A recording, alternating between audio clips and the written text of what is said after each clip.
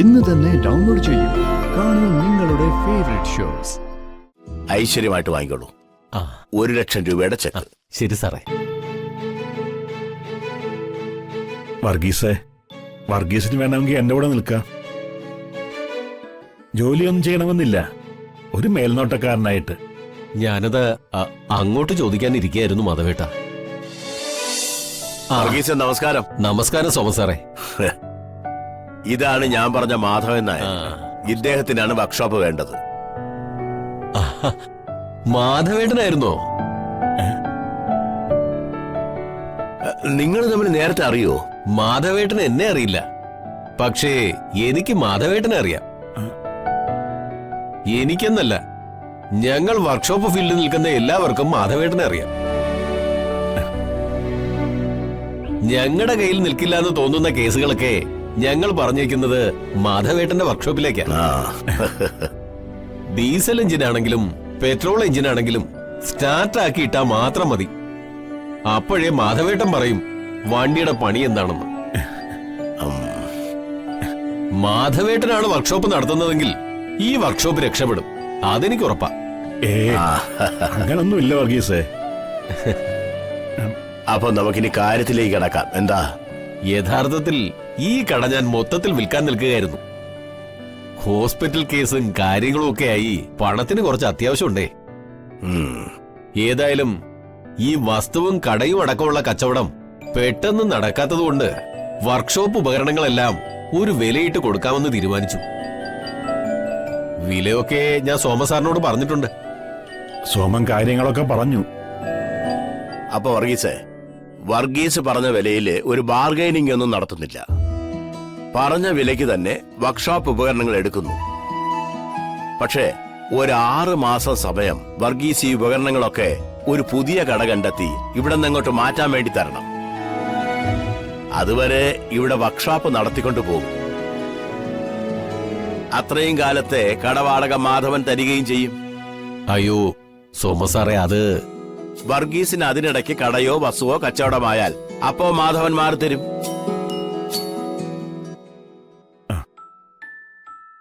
6 മാസം സമയമല്ലേ, അപ്പൊ എല്ലാം റെഡിയാകും. സാറ് പറഞ്ഞ ഞാൻ എന്ത് മറുപടി പറയാനാ? ശരി, അങ്ങനെ ആയിക്കോട്ടെ സാറേ. എന്താ മാധവ, ഓക്കെ അല്ലേ? തൽക്കാലം 6 മാസം മാധവനോട് വർക്ക്ഷോപ്പ് നടത്തുന്നു. അപ്പോഴേക്കും പുതിയൊരു കട കണ്ടെത്താനുള്ള ഒരു സാവകാശവും കിട്ടും. നമുക്ക് അങ്ങോട്ട് മാറാം. ഇതാ ഐശ്വര്യമായിട്ട് വാങ്ങിക്കോളൂ. 1,00,000 രൂപയുടെ ചെക്ക്. ശരി സാറേ. വർഗീസിന് വേണമെങ്കിൽ എന്റെ കൂടെ നിൽക്കാം. ജോലിയൊന്നും ചെയ്യണമെന്നില്ല, ഒരു മേൽനോട്ടക്കാരനായിട്ട്. ഞാനത് അങ്ങോട്ട് ചോദിക്കാനിരിക്കുകയായിരുന്നു മാധവേട്ട.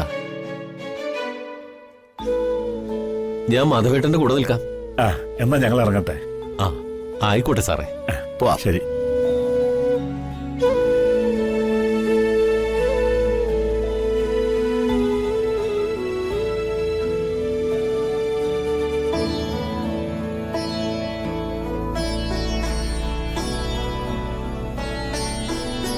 സോമ,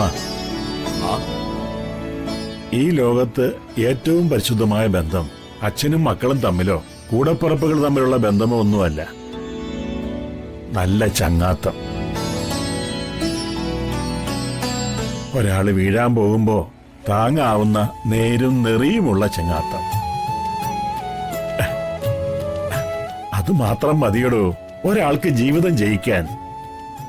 എന്താ മാധവ ഇത്? മാധവനെ പോലൊരു ചങ്ങാതിയെ കിട്ടിയ ഞാനാ ഭാഗ്യവാൻ. തങ്കേറ്.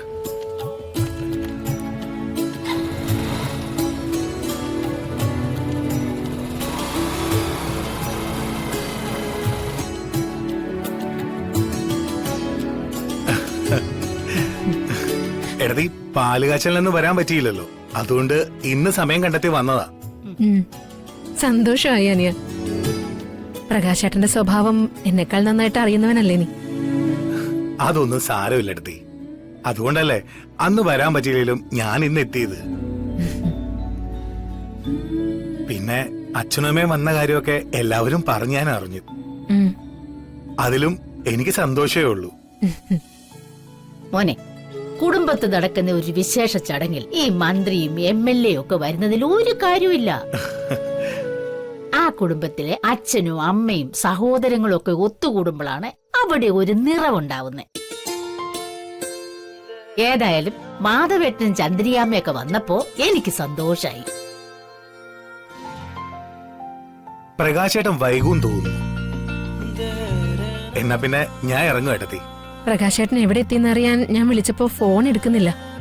സാരമില്ല, ഞാൻ വന്നിരുന്നു എന്ന് ഏട്ടത്തി പറഞ്ഞാ മതി. ശരി മോനെ. ശരി.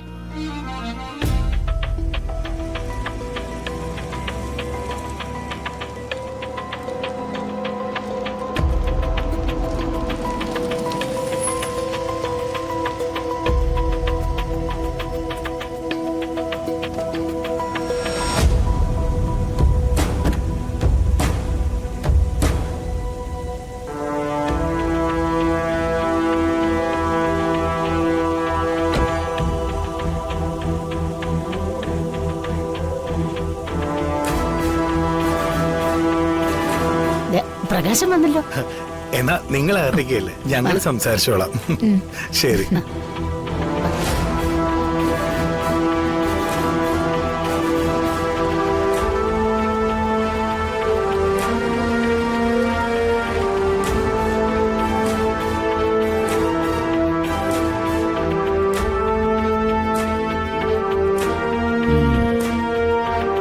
നീ എന്താടാ ഈ രാത്രിയില്? പ്രകാശേട്ടൻ പാലുകാച്ചനെ വിളിച്ചില്ലെങ്കിലും എനിക്കിങ്ങോട്ട് വന്നല്ലേ പറ്റൂ. മനോജേ, നീ വെറുതെ രാത്രിയിൽ ഒരു സീൻ ഉണ്ടാക്കാൻ നിക്കല്ലേ. പ്രകാശേട്ടാ, പണ്ടേ നിങ്ങൾ പറഞ്ഞ വാക്ക് പാലിക്കുന്ന ആളല്ല. എനിക്ക് ബിസിനസ് ചെയ്യാനുള്ള പണം കിട്ടിയിരിക്കണം. ഇനി ഞാൻ വരുന്ന ഒറ്റയ്ക്കായിരിക്കില്ല, എന്റെ കൂടെ കരുണാകരക്കുറിപ്പുണ്ടാവും. അന്ന് പ്രകാശേട്ടൻ അനിയെ മനോജായിട്ടാവില്ല എന്റെ വരവ്. ആൾക്കാരെ പറ്റിച്ചു മാത്രം ശീലമുള്ള നിങ്ങൾ അതിന് വലിയ വില കൊടുക്കേണ്ടി വരും. മനോജേ, നീ ഇപ്പൊ പോ. അകത്ത് സുചിത്രയും അമ്മയൊക്കെ ഉണ്ട്. ഞാൻ എത്രയും പെട്ടെന്ന് പണം കണ്ടെത്തിയിട്ട് നിന്നെ വിളിക്കാം. പ്ലീസ്. പ്രകാശേട്ടൻ ജയിലിൽ പോയിട്ടുണ്ടോ? ജയിലിലെ വേതനമൊക്കെ ഇപ്പൊ കൂട്ടിയിട്ടുണ്ട്. ഒരു 5 കൊല്ലം കിടക്കുമ്പോ അത്യാവശ്യം കുറച്ച് ഡെപ്പോസിറ്റ് ഒക്കെ ആവും. അപ്പോ രാത്രിയില് യാത്രയില്ല. Good night.